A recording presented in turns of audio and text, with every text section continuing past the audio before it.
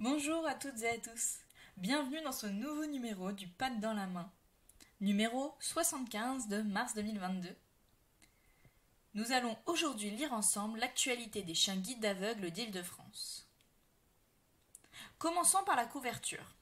On retrouve une photo plutôt printanière avec un jeune chiot de l'association. C'est un labrador sable.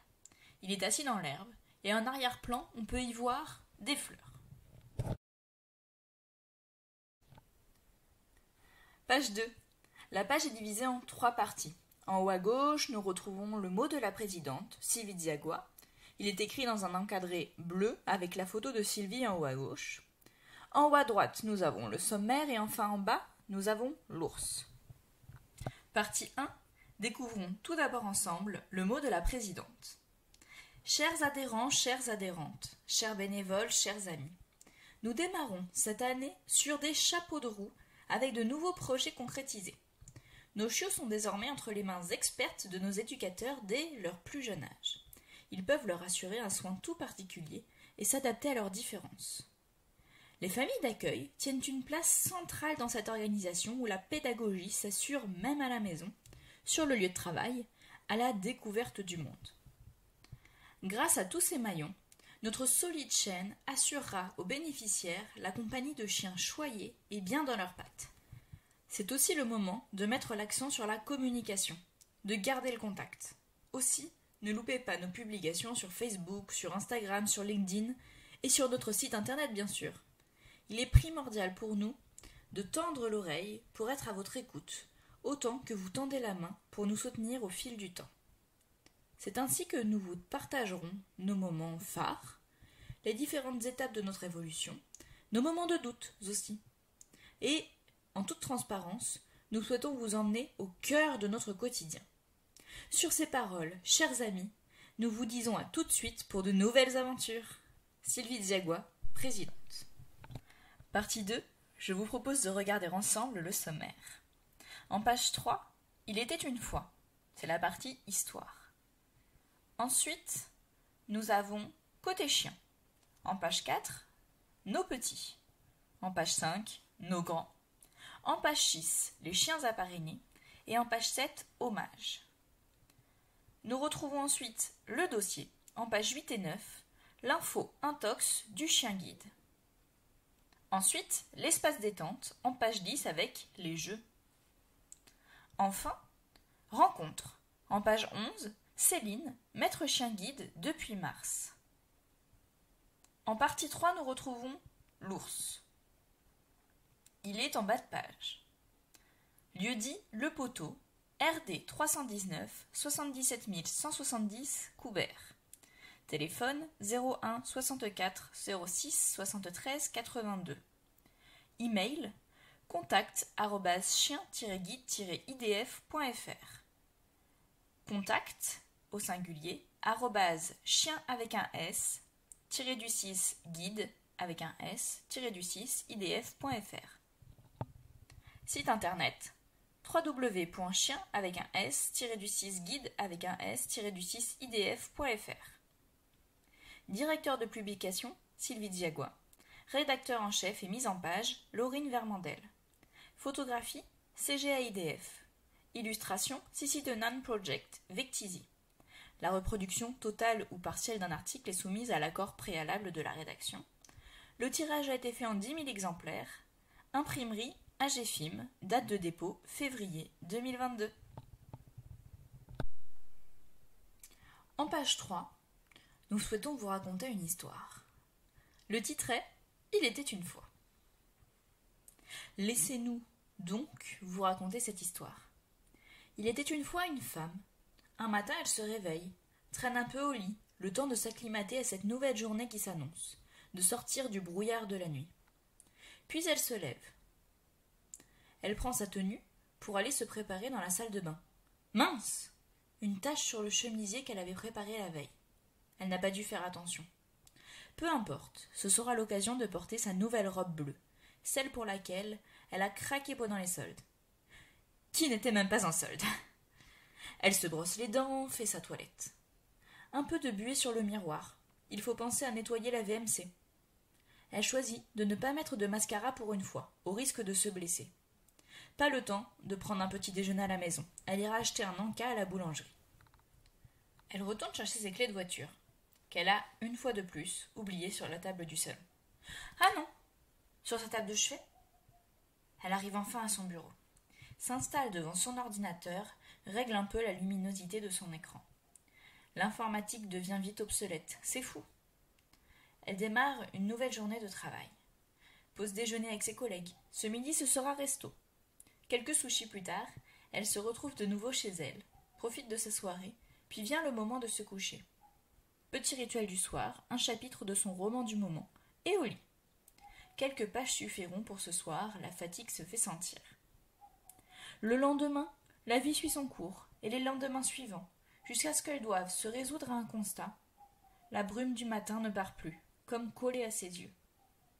Les lendemains suivants s'annonceront plus compliqués encore, jusqu'à ce qu'elle démarre sa prise en charge par des professionnels. Médecins, psychologues, instructeurs de locomotion, éducateurs de chiens guides, etc. L'organisation et l'accompagnement seront les nouveaux moteurs de sa vie. L'accompagnement? Mais par qui? Qui peut être assez patient, aimant, présent pour l'emmener sur son lieu de travail en toute sécurité, l'y attendre sagement sans rechigner toute la journée, se coucher sous la table du restaurant sans bruit, lui permettre de donner son affection sans vergogne. Nos chiens guides sont tellement plus que ça. Les personnes déficientes visuelles sont partout autour de nous. Cela n'arrive pas qu'aux autres. Le handicap est une partie intégrante de notre quotidien. Sur cet article, on peut y retrouver des pictogrammes de livres en haut à droite et, après cette histoire, en bas. Nous vous proposons en page 4 de retrouver les chiens. Côté chiens. Partie 1, nos petits. La page est divisée en 3 parties, l'introduction, les photos et un encart. En introduction, voici une partie de nos dernières recrues avec un nom commençant avec un S. Et oui, car dit nouvelle année, dit changement de lettre. Nos prochaines recrues auront donc un nom commençant par la lettre T. Nous sommes plus qu'impatients de les rencontrer et de vous les présenter.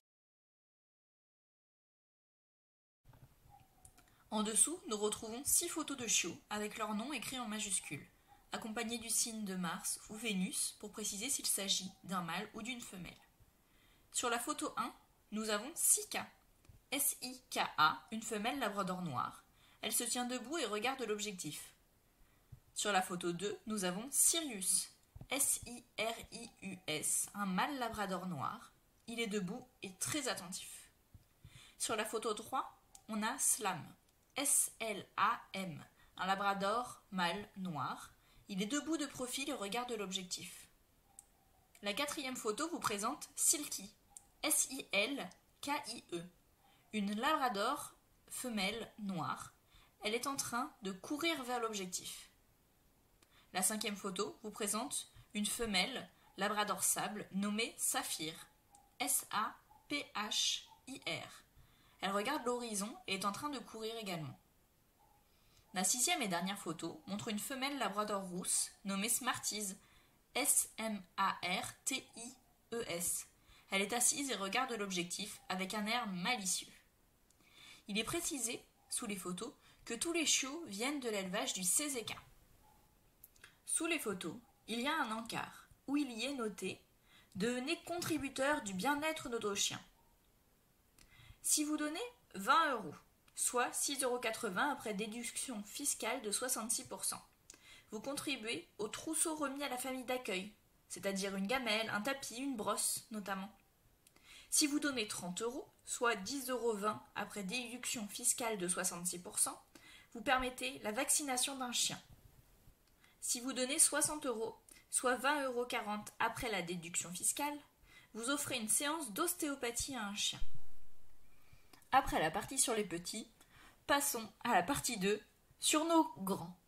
La page est également divisée en 3 parties avec une introduction, des photos et un encart. Lisons ensemble l'introduction. Pendant ce temps, nos grands en éducation ne cessent de progresser de jour en jour. Nos éducateurs, toujours attentifs à leur bien-être, commencent ou poursuivent leur éducation avec grande attention. Ensuite, au milieu de la page, il y a 6 photos qui sont disposées en quinconce. Rencontre avec nos chiens en éducation. Photo 1. Manon est avec Rio, un labrador mâle noir. Ils sont dans un des parcs de l'école, assis dans l'herbe, en train de jouer. Manon regarde tendrement Rio, qui, lui, regarde sa belle corde. Photo 2. Chloé est aux côtés de Stuart, un labrador mâle sable, qui sont en train de se faire un câlin. Stuart regarde l'objectif et Chloé le regarde en souriant. Photo 3. Camille est avec 3 de ses chiens en éducation. Il y a Smarties, que nous avons vu précédemment, labrador femelle rousse, Sanko, labrador mâle noir, et Ryder, labrador mâle sable. Les chiens sont assis et regardent attentivement Camille. Camille, elle, regarde l'objectif avec un grand sourire. Photo 4. Alexiane est entourée de Oxbow, labrador mâle sable, sur sa droite, et de Pac-Man, labrador mâle noir, sur sa gauche. Tous les 3 regardent l'objectif. La 5e photo, c'est Estelle qui se tient droite en souriant avec 3 de ses chiens assis devant elle. Sur sa droite, il y a Ohio, labrador mâle sable. Devant elle, c'est Street, labrador femelle sable. Et à sa gauche, Roquette, labrador femelle rousse. Et enfin, sur la 6e photo, Maxime se trouve avec 3 de ses chiens également. Ce sont tous les 3 des labradors noirs. Il y a Step, Sirius et Shadow. Ils sont tous les 3 assis et regardent l'objectif avec Maxime qui se tient debout juste derrière eux. En bas de la page se trouve un encart avec le texte suivant. Le coût de l'éducation et du suivi d'un chien guide tout au long de sa carrière est estimé à 25 000 €. Aidez-nous à remettre gratuitement des chiens guides aux personnes déficientes visuelles. Découvrez les différentes façons de nous soutenir sur www.chien-guide-idf.fr. En page 6, nous sommes toujours dans la rubrique Côté chien, c'est la suite. Mais cette fois avec les chiens à parrainer. Cette page présente 3 chiens. Dans un premier temps, nous avons Roomba, qui est une labrador sable qui est assise dans une forêt et regarde devant elle. À droite de la photo, on peut lire Roomba, race labrador, couleur sable, né le 20 janvier 2020. Éducation, Blandine. Cette description est accompagnée du symbole de Vénus. En dessous se trouve le témoignage de son éducatrice Blandine. Roomba est une chienne pleine d'énergie qui est toujours en recherche de bien faire. Elle est perfectionniste et peut se mettre la pression dans le travail par volonté de satisfaire son référent. Elle est câline et joyeuse. Elle aime aussi se poser en maison et, dans des petits moments calmes, renifler en balade. Mais dès qu'on la rappelle, elle est présente. Ensuite, nous avons Ruby, labrador noir qui est également assise dans une forêt. À droite de la photo, on peut lire Ruby, race labrador, couleur noire, né le 29 mai 2020, éducation Romuald. Cette description est accompagnée du symbole de Vénus. En dessous se trouve un témoignage de son éducateur, Romuald. Ruby, avec sa belle allure élancée, est une chienne dynamique. Elle est très proche de l'humain, parfois sensible. Qu'est-ce qu'elle aime par-dessus tout? Jouer à la corde avec ses copains. Elle a un très bon rappel et est volontaire. Elle aime beaucoup travailler. C'est une chienne qui arrive, grâce à la relation de confiance avec son éducateur, à dépasser ses limites. C'est une chienne qui comblera sans hésiter son futur bénéficiaire. Enfin, il y a Ryder, labrador sable blanc. Il est assis devant un décor de Noël. À droite de la photo, on peut lire Ryder, race labrador croisé golden, couleur sable, né le 18 juillet 2020, éducation Camille. Cette description est accompagnée du symbole de Mars, et en dessous on retrouve un témoignage de Camille, son éducatrice. Aussi grand que charmant, Ryder ne laisse personne indifférent sur son passage. Parfois plus occupé à se pavaner qu'à se concentrer, c'est un grand chien qui a besoin d'être épaulé. Ce grand blanc, comme je le surnomme, comblera la future personne bénéficiaire, autant sur son trajet que pour de grands moments de câlin. Sa tendresse est à la hauteur du plaisir qu'il a à guider. C'est un grand chien prometteur, au caractère délicat, mais aux capacités bien dessinées. Page 7 et dernière page sur nos chiens. C'est la page hommage. Cette page met à l'honneur 3 de nos regrettés loulous, tous des labradors noirs mâles. En haut à gauche, nous avons une photo de Balzac. Il est assis au soleil et regarde loin devant lui. En dessous de la photo, nous retrouvons un témoignage de Sylvie, sa maîtresse. Tu n'avais que 14 mois quand nous avons fait connaissance. À 16 mois, tu m'as rejointe pour que nous fassions route ensemble. Une longue route, pleine de joie, mais aussi de moments plus délicats. Ta venue m'a changé la vie, au moment où je venais de perdre la lumière depuis peu. Tu m'as donné envie de repartir, de bouger, de sortir, et en ta compagnie, ce ne fut que du bonheur. Tu étais présent, à mes côtés, pour promouvoir le chien guide, où tu remplissais à merveille ton rôle. Mon Balzac, ce qui me manque le plus, ce sont nos câlins. J'aimais tant enfouir mon visage dans ton cou, et rester ainsi auprès de toi à te caresser. Ce câlin, je te l'ai donné encore une fois, les yeux pleins de larmes, te murmurant à l'oreille tout mon amour, pour toi, te remerciant pour ton aide, ce samedi 6 novembre chez le vétérinaire quand il t'a endormi. Tu es parti doucement, sans trop souffrir. Repose en paix, mon doudou adoré. Je pense beaucoup à toi. Tu me manques. Encore merci pour tout ce que tu m'as apporté. En haut à droite, nous avons une photo de London. Il est couché sur l'un des trottoirs devant l'association. En dessous de la photo, nous retrouvons un témoignage de Françoise, sa famille d'accueil. Que dire de London? Un chien d'exception. Nous nous sommes accompagnés mutuellement pendant 2 ans. Mon premier chiot. Il a été un super ambassadeur des chiens guides.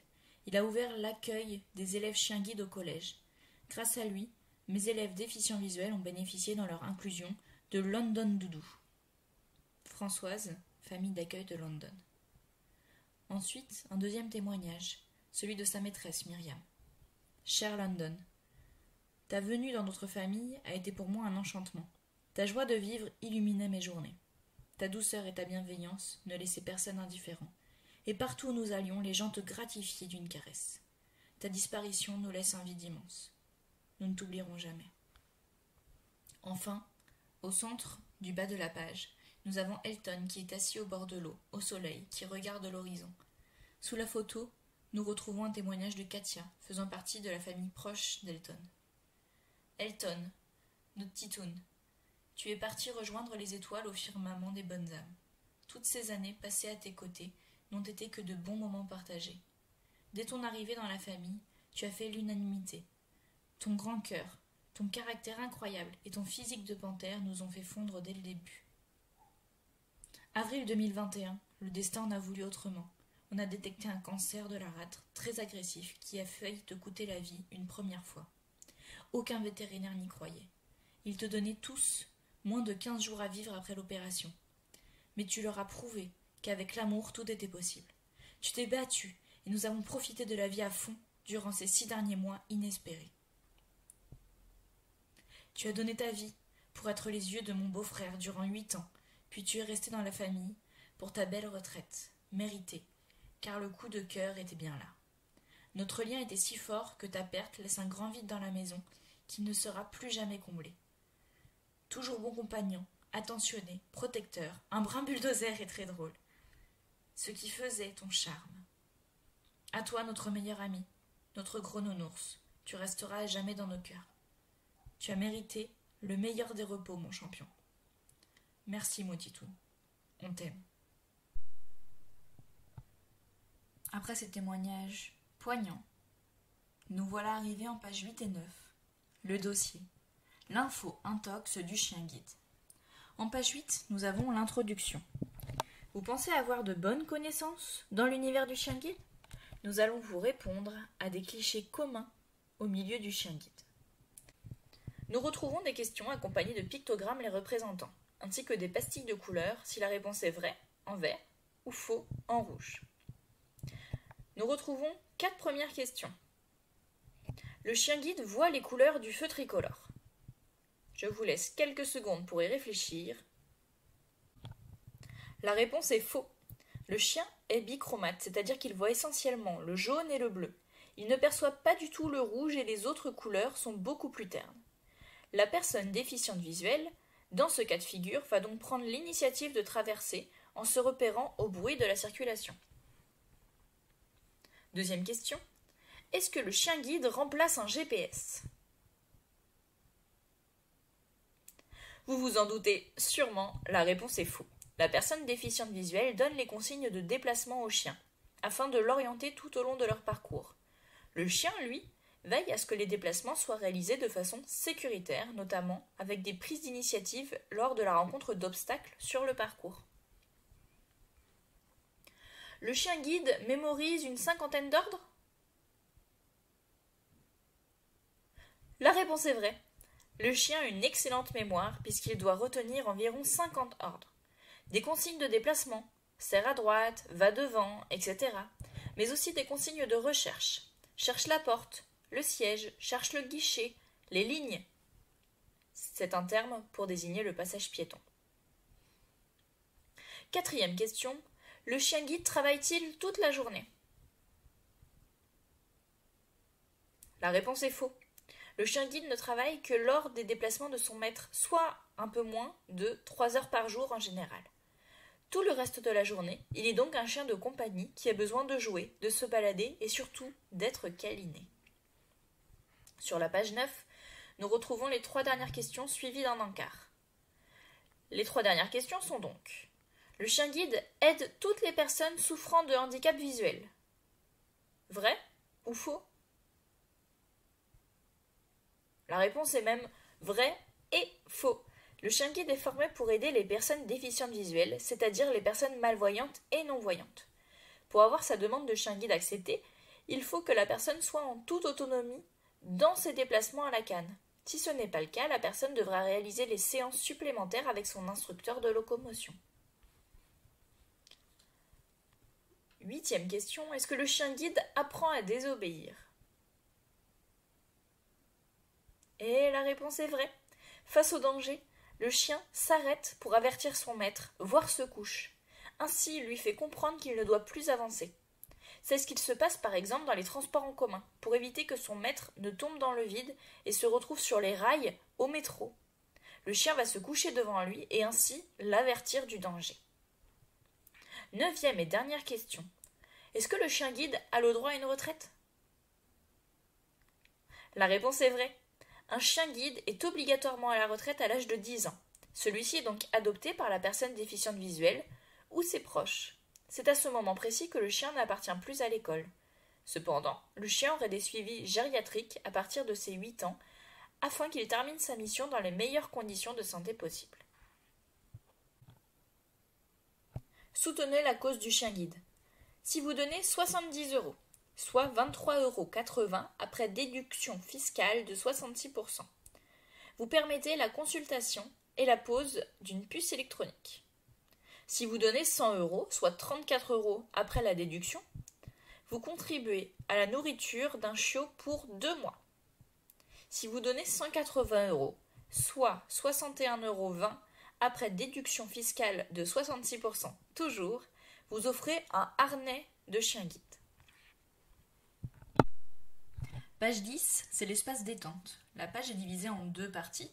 En premier, il y a un jeu de mots croisés sur la thématique du chien guide. Il y a des mots à trouver à l'horizontale et au vertical. Ensuite, pour les enfants, il y a un labyrinthe. Au début, il y a un chiot qui est assis. Il cherche sa gamelle, qui se trouve au bout du labyrinthe. Vous devez l'aider. Page 11, rencontre. Cette page est une interview de Céline, maître chien guide depuis 1 an. En haut de la page, il y a 2 photos. Sur celle de gauche, il y a Céline qui marche avec Onco et Romuald, qui est l'éducateur d'Onco. Sur la photo droite, Onco est assis et Céline est accroupie à ses côtés et le caresse. Onco est un labrador mâle roux. En dessous des photos, nous pouvons lire Céline, maître chien guide depuis mars 2021 et Onco, son fidèle partenaire. Interview. Bonjour Céline, pouvez-vous nous dire quelques mots sur la nature de votre handicap? Céline nous répond. Ma maladie est apparue à l'âge de 3 mois. J'étais diagnostiquée aussitôt, car ils ont remarqué que je regardais la lumière du soleil sans cligner des yeux. Je souffre d'une amorose congénitale de Leber, rétinite pigmentaire. C'est une maladie dégénérative. J'ai perdu la vue avec mon œil droit et je ne perçois que l'ombre et la lumière avec mon œil gauche. Avez-vous dû avoir une canne blanche? Céline ne répond que oui. J'ai commencé à utiliser une canne blanche à l'âge de 10 ans. Au début, c'était surtout pour m'aider à me déplacer la nuit. Puis au fur et à mesure, mes instructeurs en locomotion me l'ont également fait utiliser en journée. Quand avez-vous demandé un chien guide? J'ai fait cette demande en 2019, bien avant de rencontrer Anko. Je ne me sentais plus en sécurité avec la canne. Je souffre de vertiges qui me font perdre l'équilibre. Un chien le ressent. Peut alerter, éviter les chutes. La canne, non. Comment s'est passée votre première rencontre avec Onco? Oh, de manière vraiment particulière. J'interviens dans des entreprises en tant que praticienne bien-être et je l'ai vu pour la première fois lors d'un de mes déplacements dans une entreprise à Créteil où il était avec sa famille de week-end. Il était encore en éducation à ce moment-là. Quand je suis entrée dans la pièce, j'avais ma canne blanche. Elle a cogné contre la plainte du mur. Onco est arrivé en courant et s'est couché sur mes pieds. Puis lorsque j'ai testé une marche sur une ligne droite avec lui, tout le monde a pu voir que c'était un vrai coup de foudre. Romuald et Blandine, ses éducateurs, lors de la remise officielle, m'ont avoué qu'ils avaient l'impression qu'on était déjà au stade du bilan des 3 mois, tellement tout était parfait. Mais concrètement, quel bénéfice vous apporte Onco par rapport à une canne? Céline nous répond que c'est déjà la sécurité. Elle dit « Il me fait éviter des obstacles, il les anticipe, et du coup, je me sens plus libre et autonome dans mes déplacements. Je vous ai déjà dit que j'ai des vertiges. Onco les sent venir, avant même que je m'en rende compte. Il se met alors devant moi pour me bloquer le passage. C'est très rassurant. L'assistance d'un chien guide modifie aussi la perception des gens. Ils sont plus bienveillants lorsque tu te déplaces avec un chien. Et comme Onco a une bouille d'amour, il ne laisse personne indifférent. Avec lui, je peux demander de l'aide quand je suis en difficulté, ce que je n'aurais jamais fait avec une canne. Dans les transports en commun, par exemple, les gens ont radicalement changé leur comportement. Ils font beaucoup plus attention et ils se signalent d'eux-mêmes pour venir m'aider si besoin. Cela a permis un réel changement de mentalité. Et quand je suis fatiguée, notamment après le kiné, il est encore plus proche de moi. Il me suit partout pour être sûr que ça aille. Au-delà des bénéfices, quelle relation avez-vous avec Onco? Céline nous dit « C'est un lien très fusionnel entre nous. Onco n'est jamais loin de moi, toujours dans la même pièce. Il est toujours bienveillant, jamais brusque, même s'il est très joueur. Il est tellement mignon et attachant, c'est un ange. Je ne sais pas comment expliquer, ou même le décrire, mais il me donne tellement d'amour. Tu ne peux que lui en rendre, en fait. Je précise, Onco est mon tout premier chien. C'est donc une relation très particulière. Sachant qu'avant, je n'aimais pas trop les chiens. Il m'a donc vraiment réconciliée avec eux, tellement il est doux et attentionné. Onco a aussi gardé un lien très fort avec son éducateur Romuald. Dès que je retourne à l'association, il se fait une joie de le retrouver. Il a toujours une réelle complicité entre Romuald et lui. Page 12 et dernière page. Les chiens guides d'aveugles. Et si votre legs permettait plus de rencontres entre aveugles et chiens guides? Cette page est divisée en 3 parties dans le sens de la hauteur. En haut, M. Tom Rebaud, en chemise bleue, et de profil assis face à son chien, Moby, un labrador sable assis lui aussi. Moby s'apprête à mettre sa main dans la patte de Tom. Au centre de la page, à gauche, nous pouvons lire « En 2022, il reste beaucoup à faire. Tous ensemble et dans toute la France, nos 11 associations de chiens guides d'aveugles et notre fédération mettent tout en œuvre pour éduquer des chiens guides et les remettre gratuitement à des personnes aveugles ou malvoyantes. Ne recevant aucune subvention, les legs consentis à nos associations rendent possible ces rencontres qui redonnent mobilité et autonomie aux personnes handicapées visuelles dans leur vie quotidienne. Toutes nos associations sont exonérées de droits de succession et ils utilisent ainsi l'intégralité des dons et legs pour leur mission. Au centre de la page, à droite, il y a une carte de France sur laquelle on peut observer le logo de chaque école fédérée et les logos de celle-ci accompagnés des textes suivants. Tous unis dans la Fédération française des associations de chiens guides d'aveugles. Grâce à la générosité du public, nous pouvons financer nos 5 missions, que sont la formation des chiens guides, l'accompagnement des maîtres de chiens guides, le retour vers l'autonomie, la sensibilisation des publics et enfin la formation des éducateurs. Partout en France, nous agissons au plus près des personnes déficientes visuelles au quotidien. En bas de la page, il y a un bandeau. Pour plus d'informations, rendez-vous sur www.chienguideleg.fr www.chien avec un S, guide avec un S, leg avec un S.fr.